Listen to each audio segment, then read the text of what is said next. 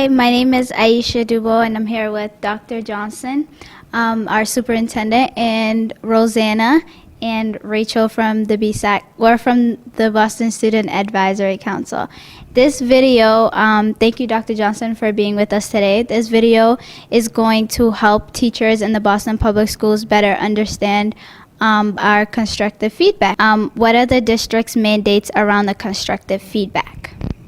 Well, I'm pleased to say that our students have been very active. And last year, they brought a recommendation to the school committee to provide constructive feedback to teachers. And in May of 2010, the school committee approved the plan. And they constructed this plan after months of talking to teachers, talking to principals, talking to the Boston Teachers Union. And so it had a lot of input, but it does direct the teachers to give out to students a constructive feedback form where at the end of each semester, students can give feedback to their teachers about what their experience has been like. And I think the students have really felt that there's no more important voice for teachers to hear than the voices of students who've actually experienced them as teachers. And so I think it's a wonderful example of the outstanding student leadership we have, and the fact that students believe that they can help to improve teaching by giving teachers some feedback. The students have told me they want it to be constructive, they want it to be used, and they're not really out to get anybody. They really want teachers to learn from the experience. The next question is, why do you think it's important for teachers to get constructive feedback from their students? Well, as we developed the acceleration agenda, we put down as 4 of our key strategies improving the quality of teaching. We also have indicated that we wanted to do a better job of reaching out to parents and the community and to students. And so I think that this strategy of asking students for their feedback ties directly to our acceleration agenda. I think all of our teachers are learners. Just like our students, they want to be continuous learners. And one way you continue to learn is to continue to get feedback about how you're doing.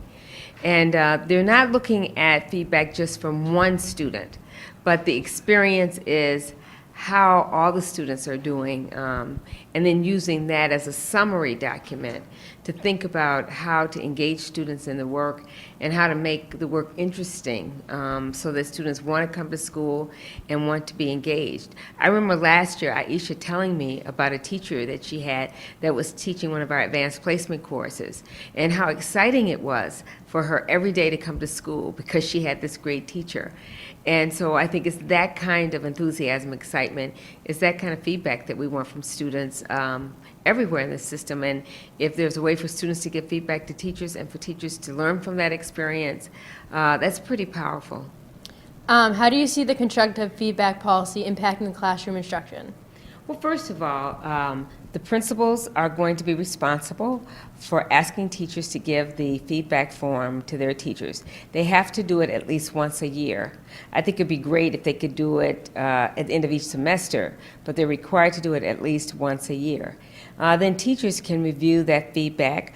This year we're going to be using a paper form of the feedback so that it can be anonymous, so that students can feel like they can give the feedback safely without getting into trouble with their teachers, and so the teachers can learn from it. I'm really hopeful that the teachers will use it as a tool to help them review their lessons and think about how they can engage more students. I suspect, though, that much of the feedback will be very positive. That teachers will get feedback that will tell them what to continue to do as well. It's not just a form that will be about what you stop doing, but it will be give them feedback about, I really like the way you did one thing or another, and that thing that the students praise should be something that teachers repeat over and over again. So I think that if teachers take lessons from what the students give them feedback on, repeat the things that have worked well for students, we'll see improved student performance across the board. Our next question is, how do you think the school climate and culture will change with the constructive feedback? Well, last year, we asked all of the BSAC students at one of our committees meetings to tell us, to think about the best teacher that they had ever had and to describe that teacher, and they did. And I would have to say that over and over again, what I heard from students was not so much a focus on they really know history or they really know science. It was more whether they created a climate where students felt safe and comfortable to ask questions, where students felt welcome when they came to school, where if a student did have a problem, they could talk to the teacher after school.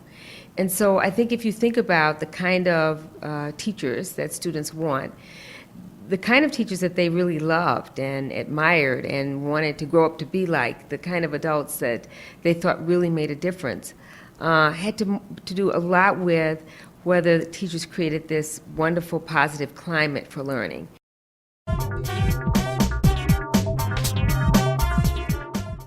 Students are pretty honest when it comes to their schoolwork. Like, if they're not getting something, if like a whole class has all Fs, that's saying something about the teacher. Like, either the teacher's not teaching in a way that that fits all the students, or that the students aren't paying attention. But it's most likely that the teacher's not teaching their way, and this would definitely be very beneficial to the school system overall. I feel like it's important to give teachers feedback because some of them don't realize that they're making certain mistakes that take away from our ability to learn.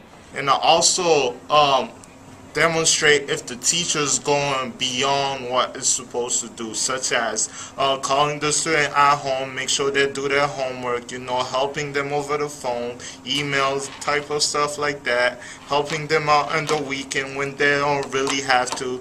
But all those, by putting students in their evaluation, that's one way of knowing that teachers are doing that for sure. I feel like the constructive feedback would really help students so that they could have a voice in the classroom, so they could tell the teacher what are they doing well in the classroom and what's really helping them, so the teacher can continue on doing that. But it also gives the students what they might be struggling with and what some areas teachers could really focus on. So it's really giving students the voice that they need in the classroom.